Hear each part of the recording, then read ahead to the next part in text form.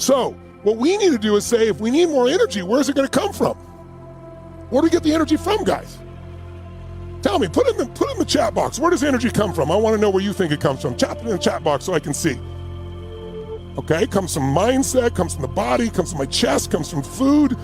Comes from food. Okay, hold a second. I'm seeing food. Hold on a second. Okay, let me have you consider something different. Don't get me wrong, food is a source of energy, but it's not the source of energy. Now, I'll prove it to you. How many of you can remember a time, a holiday, in America like Thanksgiving or Christmas around the world, wherever it is, a holiday, where you get together with your family, pre-COVID, right? And what do most people do? They have a big, giant meal. And what do you eat? You go, I'm just gonna have vegetables because it's Thanksgiving, I want to give thanks to my body. No. What do? How much do you eat on those holidays? How much? A little or a lot? Come on, guys, show me with your hands. Which one? Show me the volume, right? Yes. Usually we eat so much, we're so stuffed at the end. What do you say? Oh, I'll never eat again. And someone goes, pumpkin pie? And you go, okay, right? But at the end of that, do you feel like going for a run? You playing football, soccer, whatever? Do you feel like? No, what do you feel like doing? Lying down and having a nap. So food is not the source. And then people tell me sleep. I saw several people say sleep. How many have ever slept 8 hours and you're still freaking exhausted? Raise your hand if you've ever done this before. Say aye.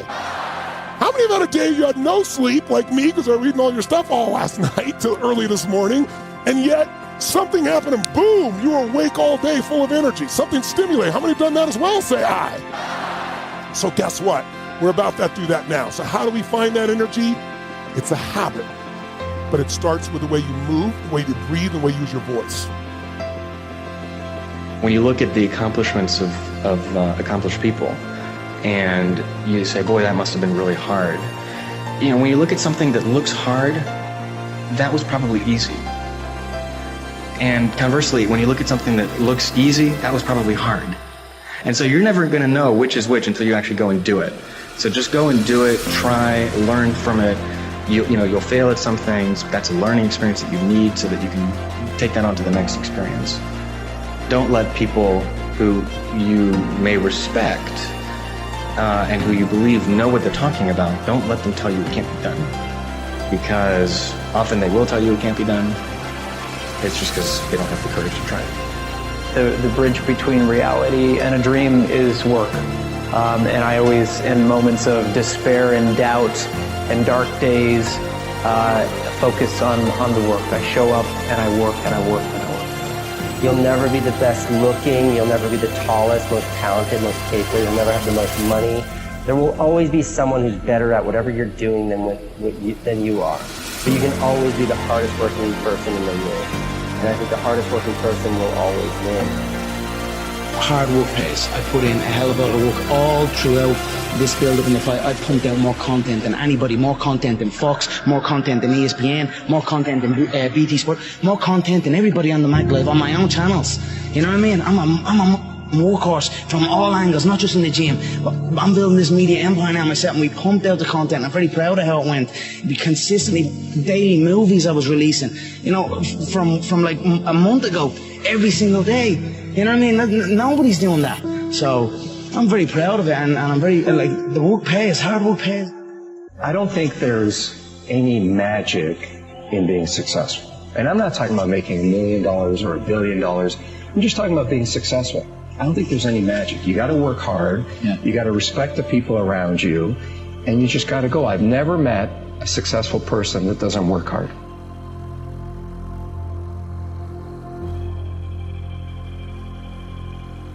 Somewhere deep inside, you know what kind of person you were designed to be.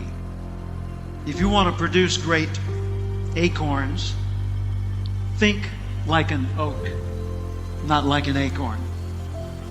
Think like the person you intend to become. Like the Christian question, what would Jesus do? Ask yourself, how would the person I'd like to be? The acorn has 3 parts. It's got a stem, a cap, and a seed. And the stem represents its connection to the past. All the acorns, all the oaks that have ever existed in its line before are encoded in that transfer through that stem, the legacy into this acorn. The cap holds onto the seed until the seed's ready to grow on its own. So the cap represents your coaches, your mentors, your role models, your guides, your parents, your friends, your teachers. What kind of seed is in you? I believe part of our responsibility in life is to find out who we are, to discover ourselves. First off, we need to respect our nature. We need to realize we are part of a continuing chain that carries a legacy and a responsibility. It's not the security that's robbing ambition, it's the illusion of security that robs ambition. So the biggest risk you can take in life is not taking it. If you're at that point where you're in the middle of your career and you lost your job, and you're just out of college and starting, or just out of high school, go talk to a senior citizen about what they really regret about their lives. And it's not what they failed at, what they didn't try. It's the regrets of why didn't I. You cannot let the fear of the opinion of others influence your decisions. Most people had not honored even half of their dreams at that stage, and they had to die knowing that it was due to choices they had made or not made, or due to fear of the opinion of others that they had done so. It is your life. Nobody else can tell you what's best for you, and only you will have to deal with the consequences. So make your own decisions. In order to be successful in anything, it has to be what you truly love. Because if you don't love it and you ain't willing to die for it, don't do it, right? Sometimes you have to do these transitional jobs to get to where you have to go to. But it's okay. If you gotta sell bed sheets, sell these bed sheets. Do what you have to do it with pride. But at the same time, do not let any job that you do kill your dream. Because the only thing that can make you feel alive is your dream. Don't let anybody steer you away from where you want to be in life. Not your parents, not your teachers, not your guidance counselors. If you have a passion and you feel confident that you can do it, go after it. The hell with everybody else. This is your life. You have the tools and resources. When you wake up every day, you know that you're blessed. You've been given an opportunity that most people in life have not. You have the ability to live your dreams.